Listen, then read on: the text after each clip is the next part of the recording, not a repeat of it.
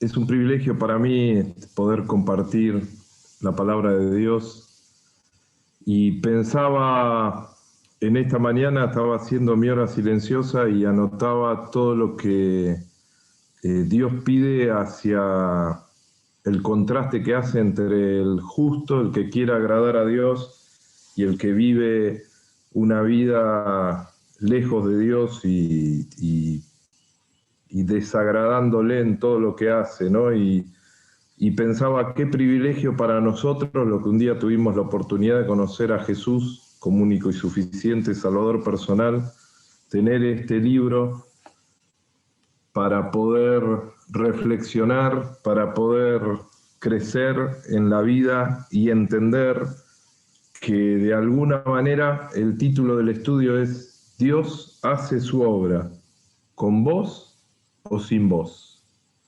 Dios hace su obra utilizándome a mí o no utilizándome a mí, pero Dios la hace, su obra la hace. Y hay ejemplos a lo largo de toda la palabra de Dios que Dios, cuando quiere cumplir un propósito y cuando se cumplen los tiempos para que eso suceda, eso sucede. Porque Dios hace su obra, no depende de nosotros. Y como para reflexionar, anoté algunas preguntas introductorias que nos ayuden a pensar. Por ejemplo, si existiera la posibilidad, no estoy diciendo que se puede hacer, de retroceder el tiempo. Imagínense que ustedes pueden volver 10 años para atrás. ¿Cambiarías alguna decisión que tomaste? Algo que yo siempre digo, hoy nosotros estamos en el lugar donde ayer decidimos estar, o donde hace 5 minutos decidimos estar, porque nuestras decisiones nos llevan al lugar donde nosotros queremos ir. El problema es que cuando decidimos y no está conforme a la voluntad de Dios. La otra pregunta sería, si Dios te pide que hagas algo que no está en tus planes, no en los planes de Dios, en lo que vos tenés planificado, ¿lo harías? Dios te pide algo, pienso en Jonás, por ejemplo. Dios le pidió que vaya a Nínive, y evidentemente no eran los planes de Jonás, los que sabemos la historia del libro de Jonás. Si Dios te pide que esperes, porque no es el tiempo, ¿esperarías? Yo quiero compartir en Jeremías, si yo les dijera a ustedes, Jeremías capítulo 10, pueden activar el micrófono si quieren cuando tengan la respuesta. Jeremías capítulo 17, versículo 9, ¿qué dice? Ustedes me lo podrían responder ahí, algunos quizás lo saben hasta de memoria, ¿no? ¿Qué dice Jeremías 17, 9? Tienen que activar el micrófono. Ahí está, Raquel. Dice, engañoso es el corazón más que todas, y perverso más que todas las cosas. ¿Quién lo conocerá? Y sabemos yo Jehová, y sigue un poco más. Ese es el versículo 10, muy bien. Yo voy a centrar el estudio en ese pasaje, Jeremías 17, del 1 al 10. Pero me di cuenta, estudiando ese pasaje, que no se puede ver Jeremías 17 sin ver Jeremías 16. Porque cuando Jeremías venía escribiendo, inspirado por el Espíritu Santo, el centro del libro está en Jeremías 16 y 17, y son dos pasajes relacionados en sí. Entonces nosotros, y está bien que sepamos de memoria versículos, está perfecto, pero cuando decimos engañoso es el corazón más que todas las cosas, ¿quién lo conocerá? Y perverso, ¿quién lo conocerá? Yo, Jehová, que escudriño la mente y el corazón. Y lo vamos repitiendo de memoria, y está bien que lo sepamos, está perfecto, pero cuando uno ve el contexto, entiende hacia dónde iba el corazón de Dios para decir lo que dijo. Jeremías capítulo 16. Si me acompañan, vamos a ir leyendo Jeremías 16 y el estudio no está en Jeremías 16, pero necesito en la introducción pasear por Jeremías 16 dar algunos tips de Jeremías 16 para después centrarnos en el 17. Va a ser una introducción más larga de lo habitual, pero no os preocupéis. Bueno, Jeremías es un profeta en el reino del sur. Jeremías profetizó en Judá, y Jeremías profetizó antes de que Judá sea llevado cautivo por el imperio babilónico. Ese es el tiempo en el cual está profetizando Jeremías. Ahora, si yo les hago una pregunta, ¿cuándo comienza la nación de Israel? ¿En qué punto de la Biblia hay una primer mención de que Dios va a hacer algo con una nación que es Israel? ¿Qué pasaje de la Biblia ustedes me dicen que se referencia? Habilitan el micrófono y me lo dicen. Así lo hacemos participativo. Si no es un monólogo. Génesis, en Abraham. Muy bien, Dani, gracias. Génesis capítulo 12. Dios le dice que va a ser, no solo va a engrandecer su nombre, sino va a ser una nación grande. Y si yo les preguntara a ustedes, ¿qué es lo más notorio desde Génesis 12 en la historia de la nación de Israel? ¿Qué es lo que más resalta de todo? Y cuando uno va a los libros de los Salmos o se hacen expresiones, se va a ese punto, a esa situación, algo milagroso que Dios hizo con esa nación. ¿A qué se hace referencia? A cuando fue sacado de la esclavitud. Perfecto. Cuando Dios levanta a Moisés para liberar al pueblo de Israel de la esclavitud, y siempre se va haciendo relación a eso. Ahora fíjense lo que va a pasar en Jeremías 16, lo que Dios va a hablar. Arrancamos, Jeremías 16:1. Dice, vino a mí palabra de Jehová diciendo, no tomarás para ti mujer. Le está hablando a Jeremías, ¿eh? ¿Se dan cuenta por qué empecé haciendo las preguntas que hice? Si Dios te pide que hagas algo que no está en tus planes, ¿lo harías? Dios le dice a Jeremías, no tomarás para ti mujer, ni tendrás hijos ni hijas en este lugar, porque así ha dicho Jehová acerca de los hijos y de las hijas que nazcan en este lugar, que nazcan en este lugar de sus madres, que los den a luz, y de los padres que los engendren en esta tierra. De dolorosas enfermedades morirán, no serán plañidos, que quiere decir no se los llorará, no se lamentará por ellos, ni enterrados, serán como estiércol sobre la faz de la tierra, con espada y con hambre serán consumidos, y sus cuerpos servirán de comida a las aves del cielo y a las bestias de la tierra. Tremendo. Dios le está diciendo a Jeremías, no habrá tiempo para la familia. ¿Y sabés por qué no va a haber tiempo? Le dice a Jeremías, no pienses en casarte, Jeremías, tener mujer, no pienses en tener hijos, porque este no es el tiempo. Y nosotros sabemos por Lamentaciones que aún las mujeres del hambre que había en Israel, en Judá, cuando fueron llevados cautivos por Babilonia, del hambre que había, comían sus propios hijos. Está el relato en Lamentaciones, también por Jeremías. Entonces no habrá tiempo para la familia. Pero también dice el versículo 5 y 9, no habrá tiempo para velorios o fiestas.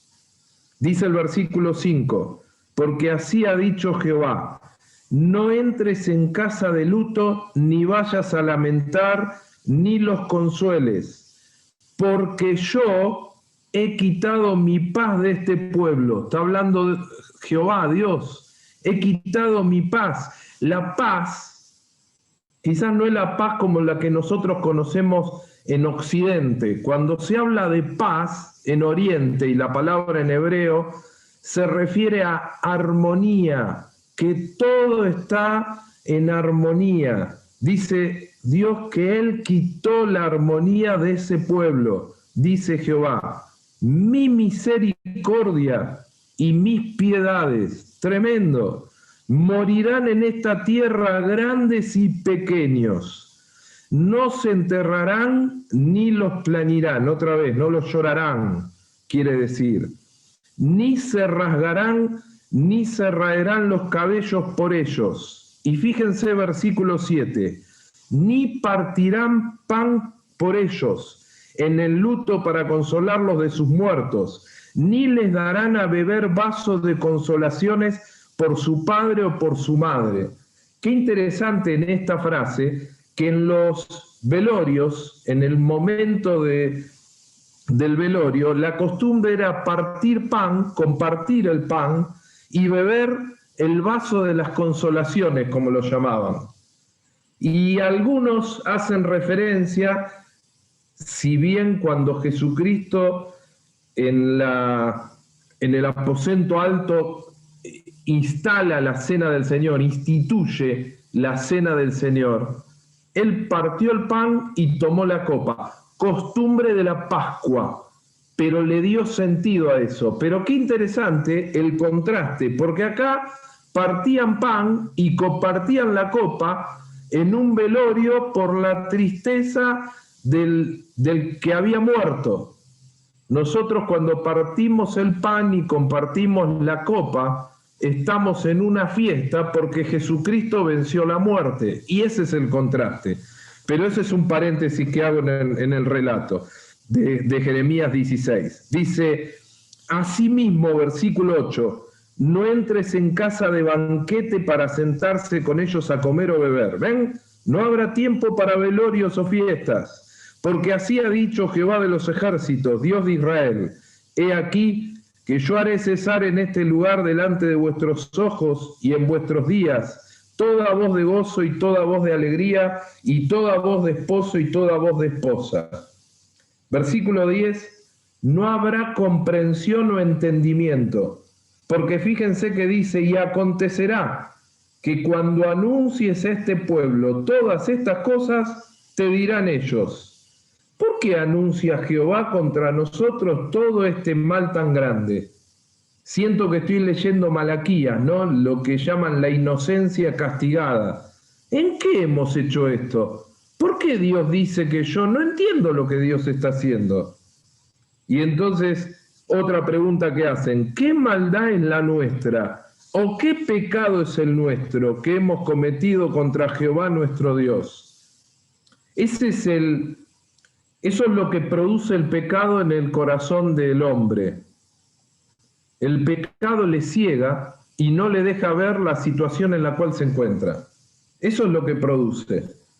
Y fíjense que Dios le dice, entonces les dirás, porque vuestros padres me dejaron, dice Jehová, y anduvieron en pos de dioses ajenos, y los sirvieron, y ante ellos se postraron, y me dejaron a mí, y no guardaron mi ley, y vosotros habéis hecho peor que vuestros padres. No solo Dios hace referencia a los padres que se habían ido tras la idolatría, sino dice, y vosotros habéis hecho peor que vuestros padres. ¿Por qué aquí que vosotros, y fíjense, habría el diario Clarín en esta expresión, o La Nación, o TN, o un diario oficialista, o un diario no oficialista, pero es el diario de hoy. Camináis cada uno tras la imaginación de su malvado corazón, no oyéndome a mí. Y así estaban y no se veían. Dios dice, cada uno de ustedes están caminando tras la imaginación de su malvado corazón y no se dan cuenta y no me están oyendo. Y entonces es el momento donde Dios comunica el cautiverio, que Babilonia iba a venir. Dice, versículo 13, por tanto, yo os arrojaré de esta tierra, dice, a una tierra que ni vosotros ni vuestros padres habéis conocido, y allá serviréis a dioses ajenos de día y de noche, porque no os mostraré clemencia. No solo eso, sino Dios comunica un cambio de mensaje. Porque fíjense, y el regreso del cautiverio, así como les comunica el cautiverio, les comunica el regreso.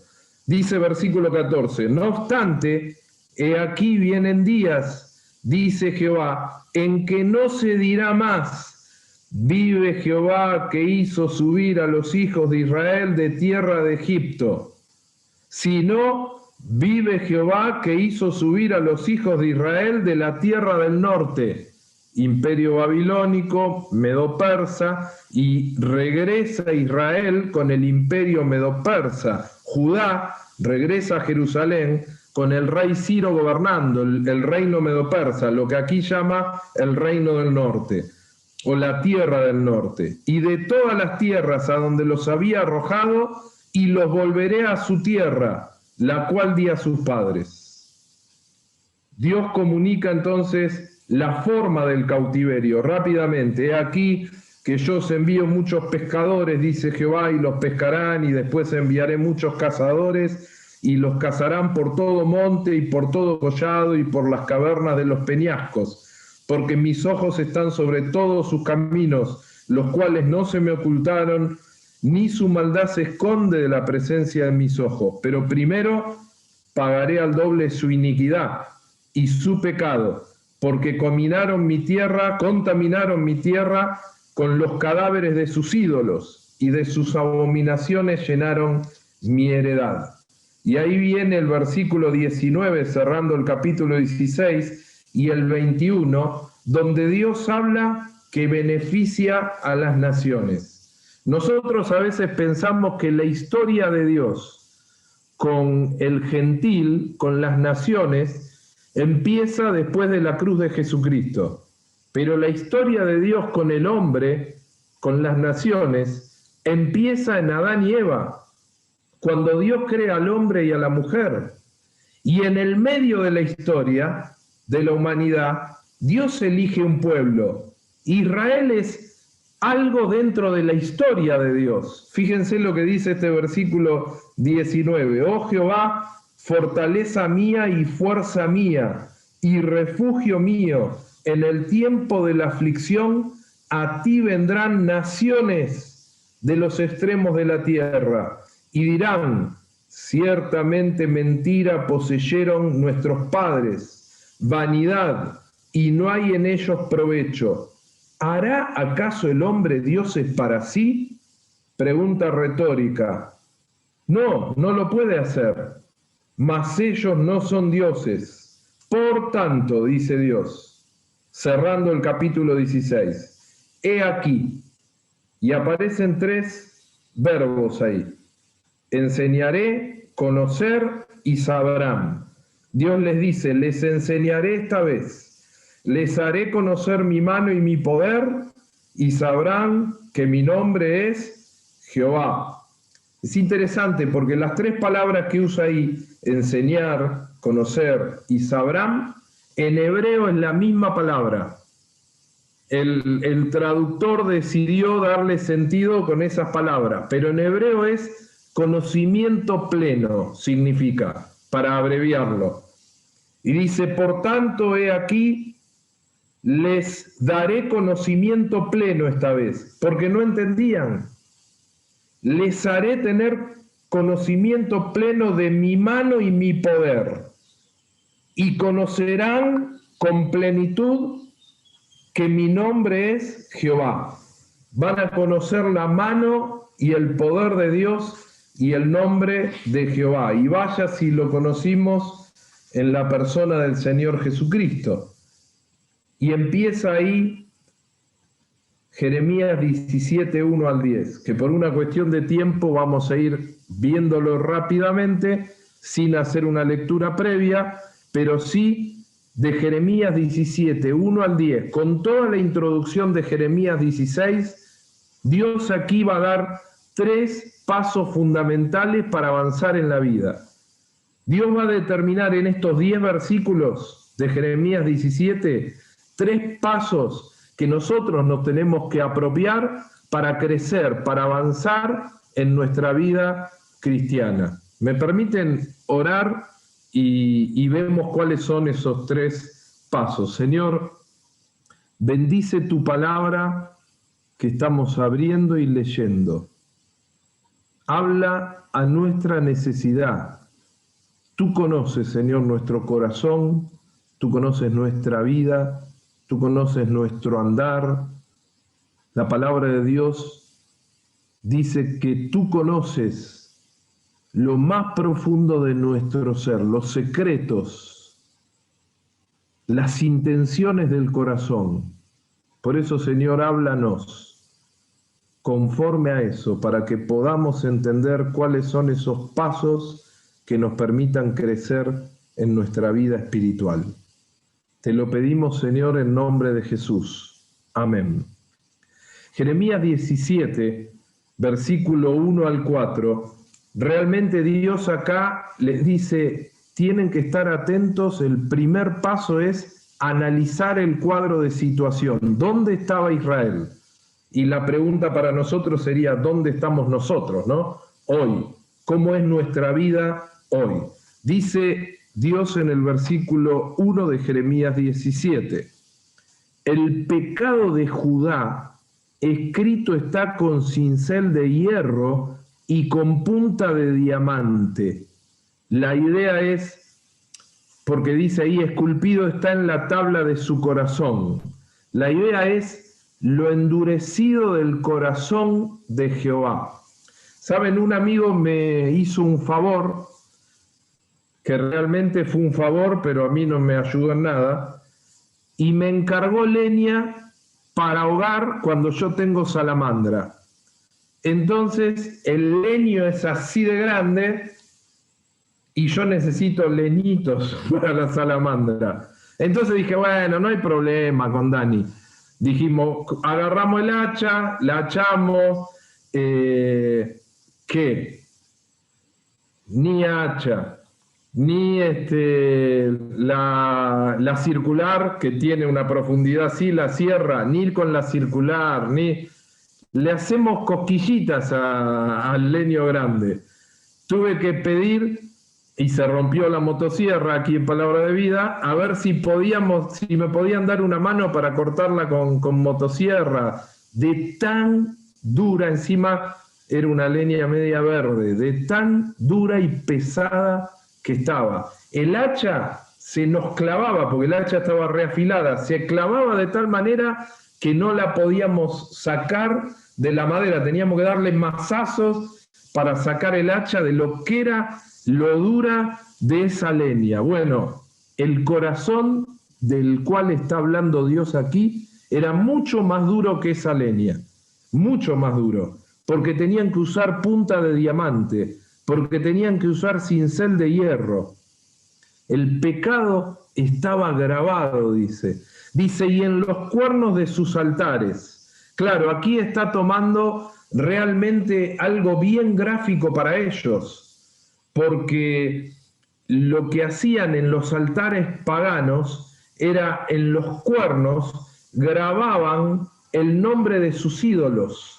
Entonces Dios, que sabe todas las cosas y que veía lo que culturalmente hacían con sus ídolos en Judá, estamos hablando de Judá, ellos tenían sus altares a los ídolos con los cuernos cincelados con el nombre de sus ídolos. Y dice versículo 2, mientras sus hijos se acuerdan de sus altares y de sus imágenes de acera, que están junto a árboles frondosos en los collados altos. Otra de las costumbres que ellos tenían era que en el medio de los bosques frondosos ponían imágenes de acera, ídolos, pero también tenían imágenes con forma de árbol frondoso, y a eso se refiere también cuando habla de árboles frondosos en los collados altos. Versículo 3 dice, sobre las montañas y sobre el campo. Todos tus tesoros entregaré al pillaje por el pecado de tus lugares altos en todo tu territorio. Es interesante porque cuando Dios habla en Zacarías y habla de una de las visiones que le da a Zacarías es la de los 4 cuernos y 4 carpinteros, y la idea de la palabra en hebreo para cuernos es un cuerno vivo, un cuerno de un animal vivo. Los 4 cuernos son los imperios que conquistaron a Israel. La interpretación es esa: Babilonia, Medo-Persia, el imperio griego y el romano. Y los carpinteros, la interpretación es que es el imperio que fue cuerno, en este caso Babilonia, pasó a ser conquistada por el carpintero, que en realidad es un escultor. En hebreo la palabra es escultor. Cortó el cuerno, quiere decir que Medo-Persia conquistó a Babilonia. Ahora, Dios acá los llama pillaje. Los entregaré al pillaje por el pecado de tus lugares altos en todo tu territorio. Porque cuando Babilonia conquistó, se llevó todo el oro, se llevó los utensilios del templo, derribó el templo, dejó en ruina Jerusalén. Y Dios ya lo estaba anticipando aquí. Dice: y perderás la heredad que yo te di, y te haré servir a tus enemigos en tierra que no conociste. Y esta expresión a mí me mata, porque dice: porque fuego habéis encendido en mi furor, que para siempre arderá. Evidentemente el pecado de Judá estaba profundamente arraigado. Evidentemente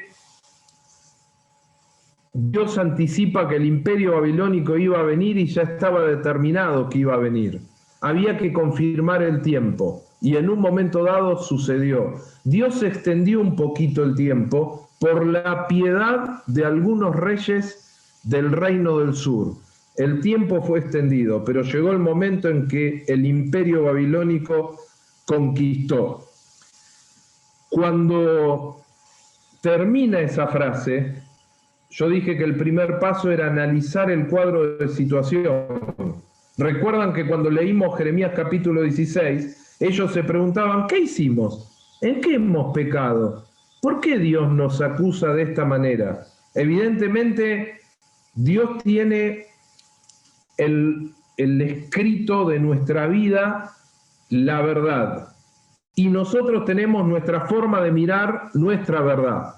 Lo ideal sería que lo que nosotros pensamos de nosotros coincidiera con lo que Dios piensa de nosotros. En este caso no se estaba dando, porque ellos mismos decían: ¿en qué hemos pecado?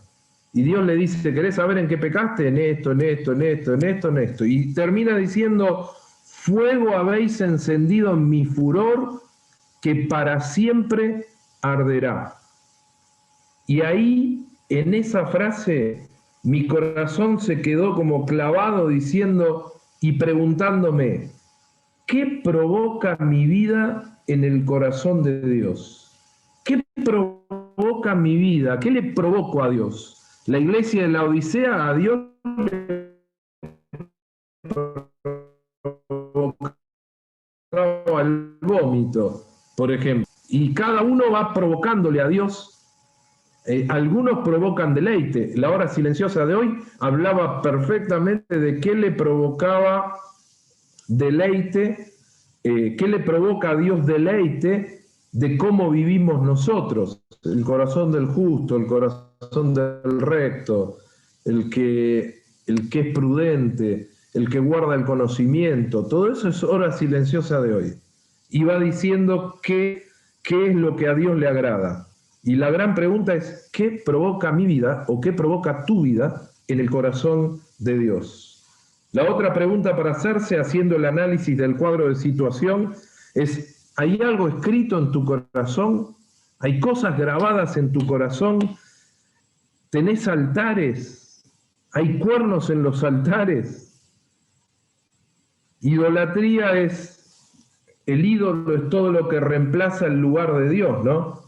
Y a veces uno piensa que tienen que ser cosas pecaminosas, ¿no? Cosas llamadas santas fuera de contexto y fuera de lugar se puede transformar en un ídolo. Por ejemplo, Dios manda al hombre a trabajar. Es digno trabajar, es honroso trabajar. Sin embargo, el trabajo puede terminar siendo un ídolo en la vida de la persona, porque vive para el trabajo y dejó de lado a Dios. El estudio es un desafío, estudiar la palabra de Dios, tener estudios seculares, que a uno lo capaciten, lo formen, para poder ser más excelente en lo que hace en su vida. Pero si uno le dedica más tiempo al estudio que a Dios, está desplazando a Dios, termina siendo un ídolo. La familia puede llegar a ser un ídolo, el ministerio, el dinero. ¿Cómo, ustedes me dicen, cómo puede llegar a ser un ídolo la familia? Bueno, en mi mente viene cuando Dios llama de alguna manera a Samuel, el sumo sacerdote que estaba en ese momento, que oficiaba. No tengo el nombre ahora en mi mente, vino la ilustración. Sus hijos andaban de una forma que desagradaba a Dios. Y sin embargo, él no hacía nada. Evidentemente su familia terminaba siendo un ídolo, porque no llegó a reprender. Lo que Dios le marca es que no estaba reprendiendo a sus hijos, no que sus hijos estaban haciendo las cosas mal.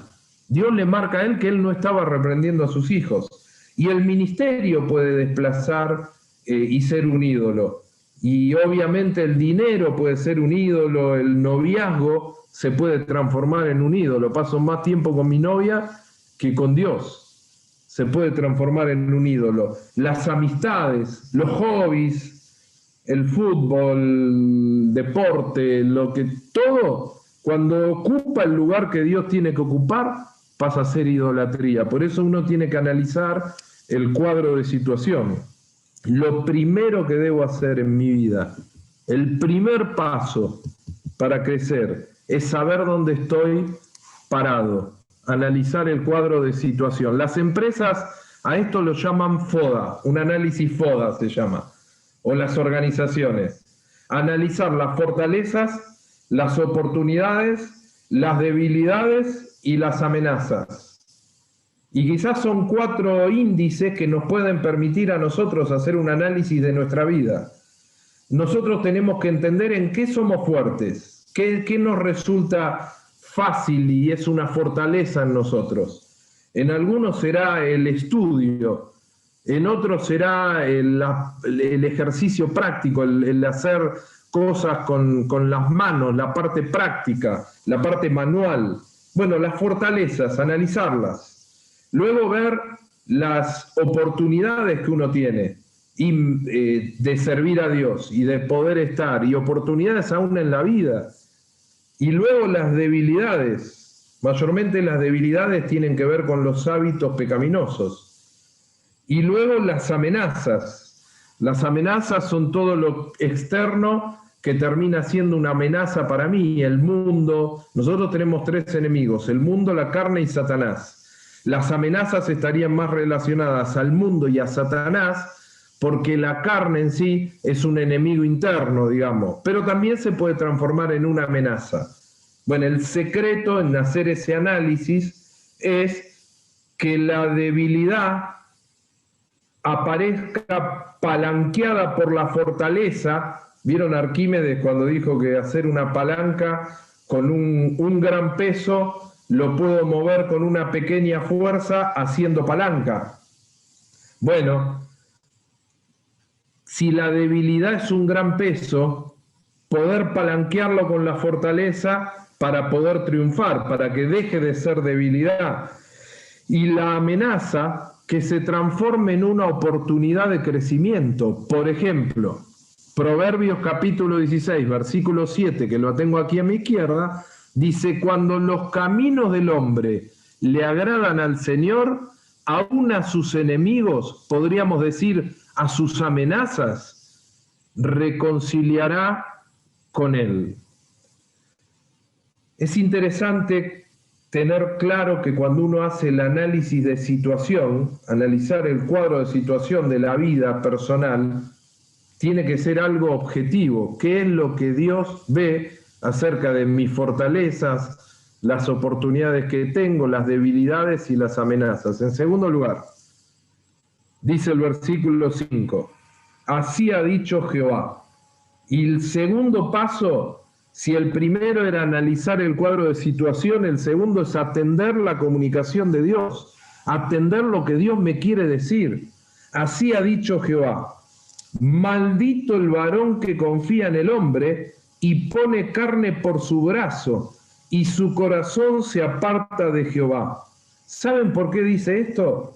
Porque Judá en ese tiempo, cuando sabía que el imperio babilónico se le venía encima, estaba mirando cómo hacer alianza con Egipto, el reino del sur, el imperio del sur, y confiando, cuando ahí dice y pone carne bajo su brazo, la idea es de quién me agarro para que me defienda.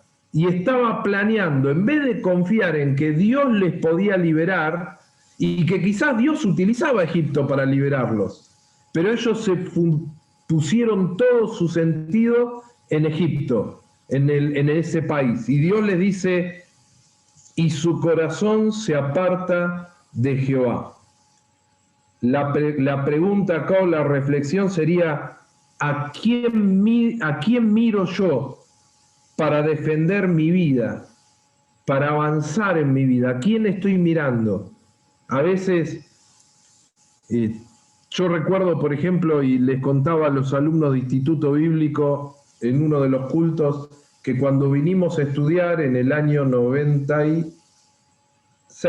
1996, yo personalmente me aferraba, necesitaba saber que tenía personas que podían sostenerme si yo flaqueaba. Y mi problema en ese momento era el problema económico, porque yo estaba dejando todos mis trabajos seculares, todos, excepto algunas horas que me había quedado los lunes y los viernes. Pero el 90% de nuestros ingresos yo los había renunciado y me estaba viniendo con Andrea a estudiar al Instituto Bíblico. Y en mi mente, mi pensamiento, muy corto por cierto, era menos mal que mi suegro y mi suegra son cristianos, se congregan en nuestra misma iglesia y de alguna manera ellos nos van a poder entender a nosotros y van a poder apoyarnos porque saben, les va a gustar que estemos estudiando la Biblia y van a estar pensando en qué manera ayudarnos. Bueno, ¿saben lo que hizo Dios? ¿Tenés esa muleta? Te la voy a patear, la muleta. Porque en ese año, sin entrar en detalles, salieron de la iglesia mis suegros. Abel y Raquel saben perfectamente la historia. Y salieron por 3 años de la iglesia. Y en una conversación que tuve con mi suegra, pasados 3 años, porque la relación se mantuvo, perfecta con nosotros. Lo que pasa es que ellos dejaron de ir a nuestra iglesia y empezaron a ir a otra iglesia.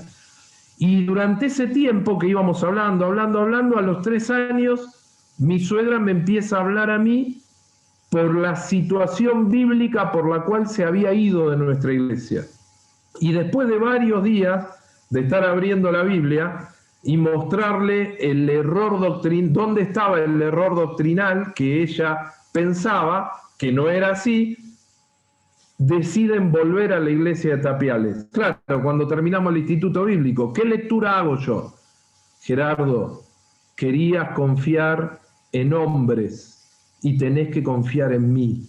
Y eso es lo que Dios les está diciendo aquí. Y hasta el día de hoy, mi mente siempre mira por lo que ve. A ver quién me puede dar una mano. Menos mal que fulano de tal lo puede hacer.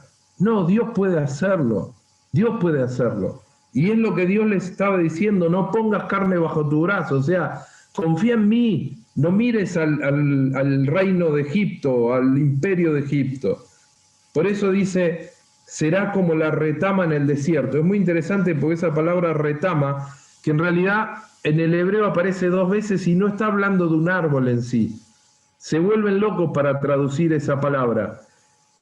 porque la retama es algo seco en el desierto, pero en realidad la palabra en hebreo ahí habla de desnudez, habla de que está desvalido, que no se puede valer por sí mismo, ese es el concepto. Y dice, será como la retama en el desierto, y no verá cuando viene el bien, sino que morará en los sequedales del desierto, en tierra despoblada y deshabitada.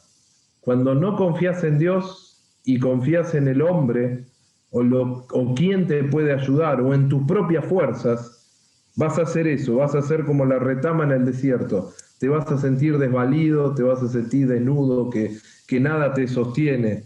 Te vas a sentir que hay sequedad y que podés estar rodeado de gente, pero te sentís solo. Y eso es lo que Dios hace referencia ahí. Por eso el versículo 7 dice, bendito el varón que confía en Jehová y cuya confianza es Jehová, porque será como el árbol plantado junto a las aguas. Me imagino que estamos leyendo esto y en la mente de muchos de ustedes se viene un salmo, el Salmo 1. Será como árbol plantado junto a las aguas, que junto a las corrientes echará sus raíces, y no verá cuando viene el calor, sino que su hoja estará verde, y en el año de sequía no se fatigará, ni se dejará dar su fruto. Bendito, dice el que confía, el que pone su confianza en Jehová. Confianza tiene que ver ahí con refugio, con seguridad. ¿Dónde está mi seguridad? ¿Dónde está mi refugio? El Salmo 57:1 dice, bajo tus alas me ampararé hasta que pasen los quebrantos. Es interesante porque en ese atender la comunicación de Dios, lo que tengo que entender es que la obediencia trae bendición, la desobediencia trae maldición. ¿Dónde está tu confianza? ¿Dónde está mi confianza? ¿Quién sostiene tu vida? ¿El reino del sur? ¿Porque el reino del norte lo viene a atacar? ¿O la sostiene Jehová? Por último, en tercer lugar, no solo tengo que analizar el cuadro de situación, quién soy yo y dónde estoy, cómo estoy, sino atender la comunicación de Dios, que la obediencia trae bendición, que debo confiar en Él. En primer lugar, no está mal que confíe en un hombre, en situaciones, no está mal, pero si mi primer punto de confianza es Dios, porque Dios es lo que busca Él ser el primero, y no está mal que si un hombre viene a aconsejarme, escuche el consejo del hombre, está perfecto.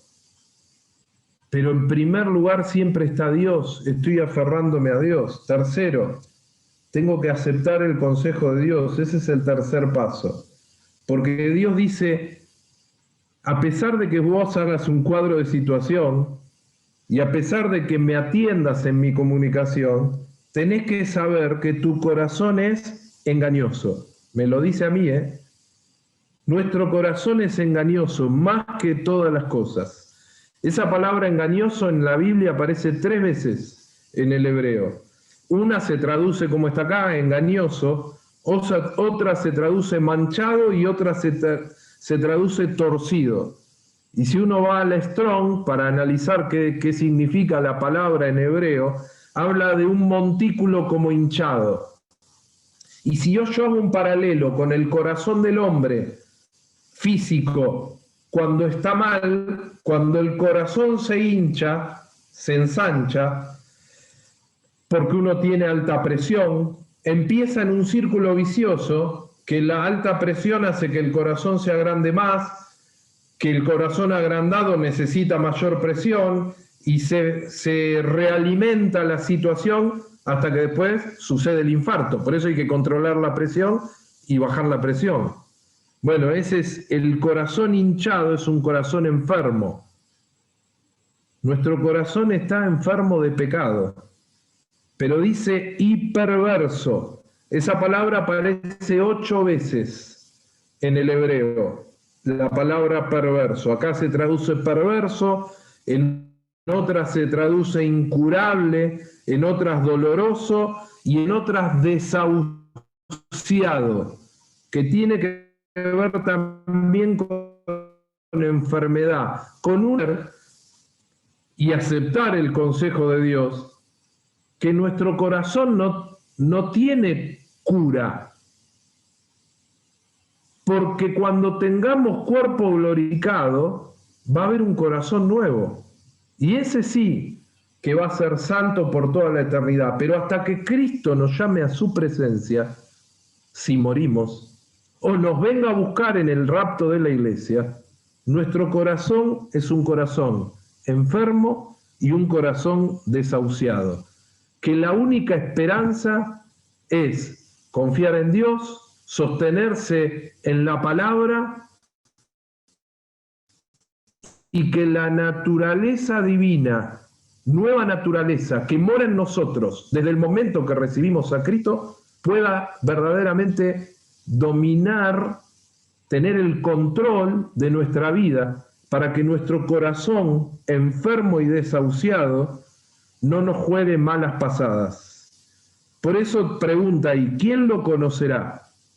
Es interesante, ¿se acuerdan que cuando leímos Jeremías 16, les dije que el versículo 21, el último versículo, usaba la palabra enseñaré, conocer y sabrán, y era una misma palabra en hebreo, que era conocimiento pleno. Cuando acá dice, ¿quién lo conocerá? Utiliza esa misma palabra. ¿Quién tendrá un conocimiento pleno de ese corazón? Y el versículo 10 dice, yo Jehová que escudriño la mente. Escudriñar tiene que ver con examinar, con buscar lo impenetrable. Dios encuentra lo impenetrable, Dios encuentra lo incontrable. Y dice, yo que escudriño la mente, que pruebo el corazón. Esa palabra probar es la misma palabra que se usa cuando uno quiere probar metales, a ver si verdaderamente son lo que dicen ser. Por ejemplo, este anillo ¿es de oro? Bueno, hay que probarlo. Yo puedo decir que es de oro. Bueno, es esa palabra. Dios es el que escudriña la mente, prueba el corazón y dice finalmente para dar a cada uno según su camino, según el fruto de sus obras. Es interesante porque Dios no evalúa previamente. Dios evalúa el post. Dios no te va a decir, Gerardo, por ejemplo, a mí, no me va a decir, Gerardo, qué bien que el miércoles que viene, qué bien lo que vas a hacer. No. Dios evalúa el jueves lo que yo hice el miércoles, por decirlo en una forma gráfica. Porque cuando acá dice para dar a cada uno según su camino, la palabra es camino ya transitado. No el camino que estoy proyectando, el camino que ya transité, camino como pisado, según el fruto de sus obras. El fruto tiene que ver con el galardón, con lo que haya producido lo que yo hice. Realmente tengo que aceptar el consejo de Dios que nos dice que tenemos un corazón torcido y enfermo y que solo lo conoce Él en profundidad para ayudarnos a avanzar en nuestras vidas. ¿Saben lo triste de esto? Que en Jeremías capítulo 25 y 29, todo lo que Dios les está diciendo aquí en 16 y 17, ahí se los reafirma y les dice que serán llevados cautivos por 70 años, lo que quiere decir que ellos no modificaron su actitud. Evidentemente no analizaron el cuadro de situación de ellos porque no se veían tal cual eran, no atendieron la comunicación de Dios, lo que Dios les dijo que tenían que hacer, que confiaran en Él, y no aceptaron el consejo de Dios. Yo tengo que saber que mi corazón es torcido e inclinado al mal, y que solo Dios puede hacer algo por mi vida. Por eso, cuando uno analiza el cuadro de situación y cuando uno atiende la comunicación de Dios, sabiendo que la obediencia trae bendición, luego uno acepta el consejo de Dios y se reconoce incompetente, que solo Dios puede hacer algo por nosotros. Y ahí viene donde uno se somete a lo que Dios puede hacer por nosotros, a través de su palabra y la guía del Espíritu Santo en nuestras vidas. Dios hace su obra, con vos o sin vos. Hoy nosotros estamos donde ayer decidimos estar.